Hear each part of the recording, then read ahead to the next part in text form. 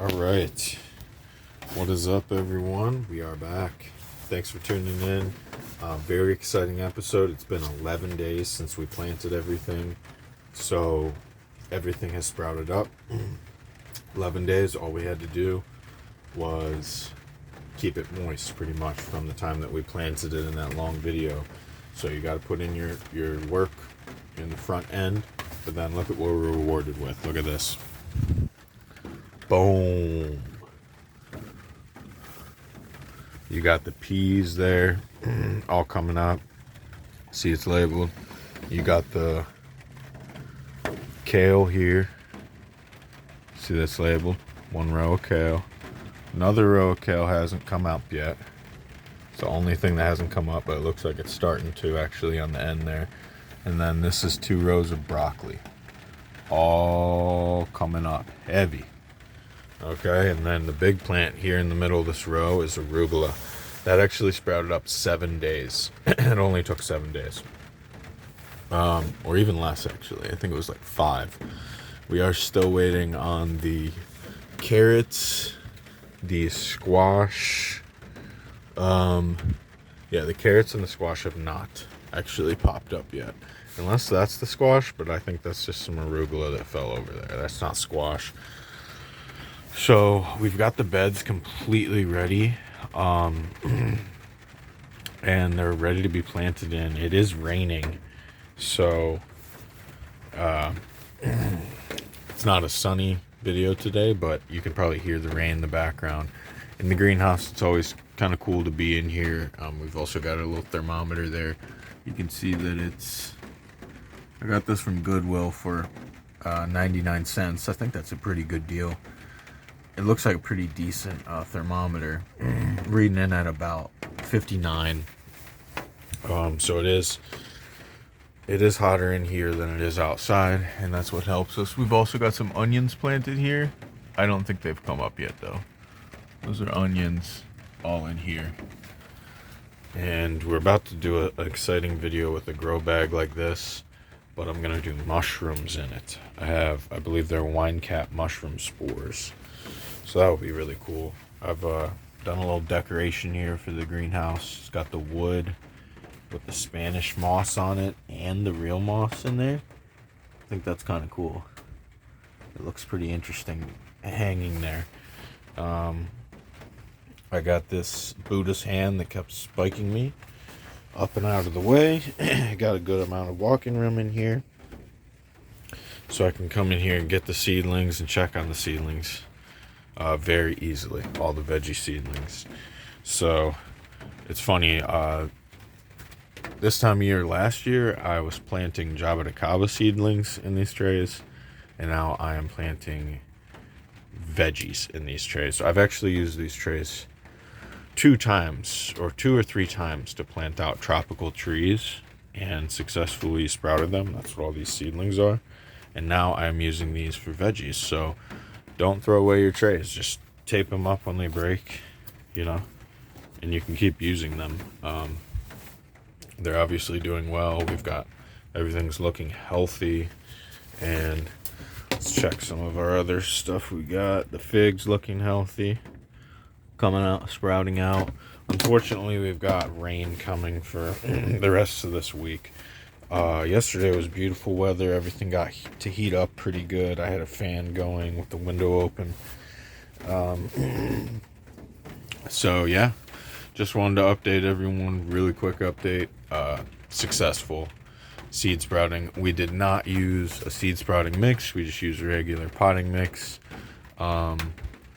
We probably could have filtered out some of the bigger particulates, like the wood chips and stuff, better with a little sifter, which we will probably do next time. But looks like we still had good success without even sifting it out, and in a very old planter here too. So yeah, it's gonna be great. I'll show you guys what we're going to be transferring all the veggies into. And this should be really fun. Hold on one second.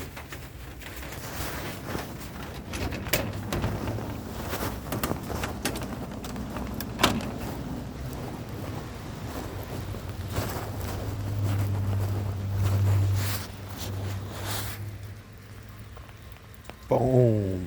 Look at that. Shoo. Look at the clean lines. It's raining outside, but this thing just looks so absolutely clean. Like, look at the...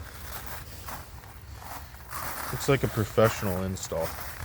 Not to toot my own horn. I mean, it's not really tooting my own horn. This is actually my wife's doing. Whenever I do something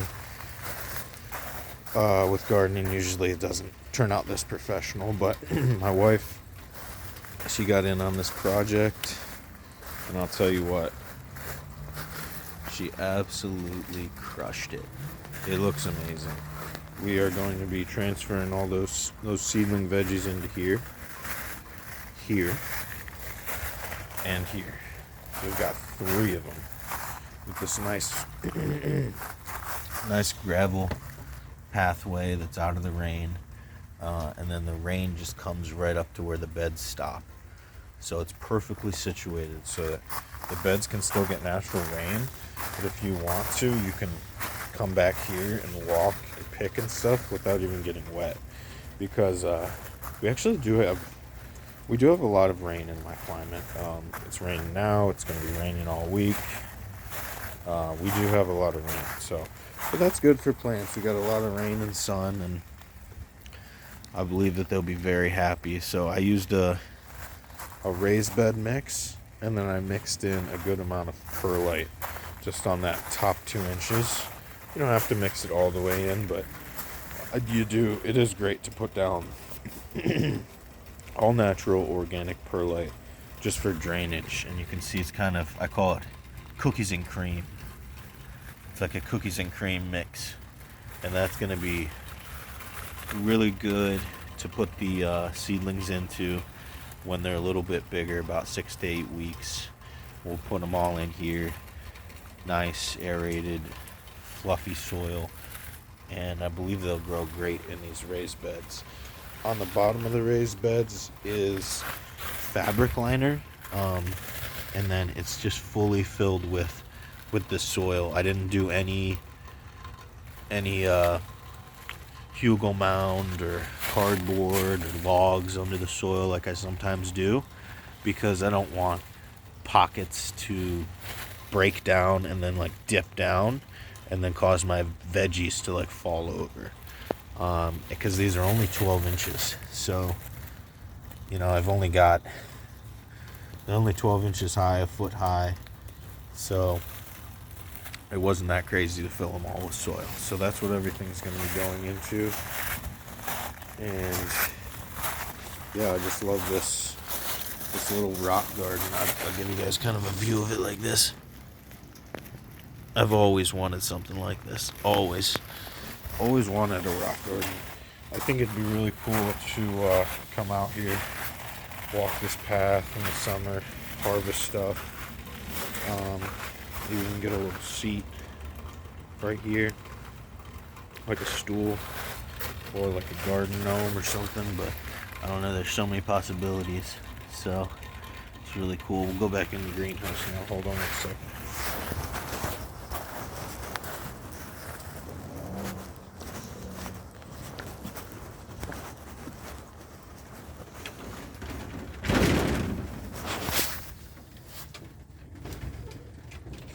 Alright, back in the greenhouse now. Gonna open it up and let some of this natural rain get in here. But as you can see, more exciting stuff is coming. Tons of stuff planned for vegetables and edible plants. You know, our focus this year is going to be all types of edible plants. So we're not going to forget about the fruit trees that are going to be beautiful. Loquat, red jabuticaba. We're not going to forget about the fruit trees, but we're going to grow veggies as well. Actually, the other day it was really cool. Someone was, excuse me, I had to get a drink there. Someone was walking their dog past my house, and they commented, on the plants, and we just got to talking. It was an older gentleman. He said he was just getting into plants kind of later in life, and he noticed what I was doing, and he really liked it, so we were just chopping it up. So that's really cool. I'm excited to have vegetables for this summer, because, you know, like, I might see him again, and maybe you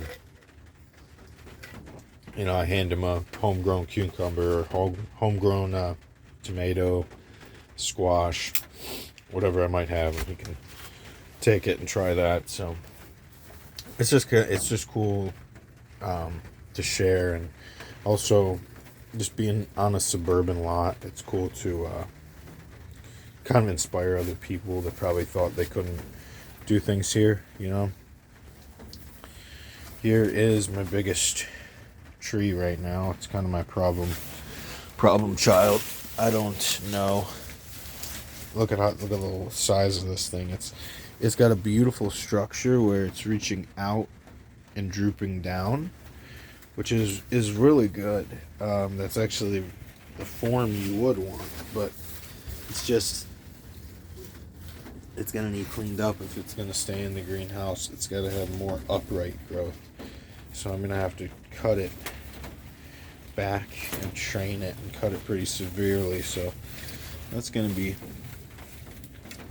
kind of heartbreaking. I can either cut it or I can stake it up. Maybe I should stake it up like that and train it to go up, and then cut its lower leaves so that I don't lose that height, because it is bendable. Oh, yeah, maybe I should. This one's actually a different type of tree. You can see the leaves are different, very similar, but the growth is just perfectly upright. That's what we want. So, yep. Thanks for tuning in. Thanks for seeing the seedlings and seeing their future home.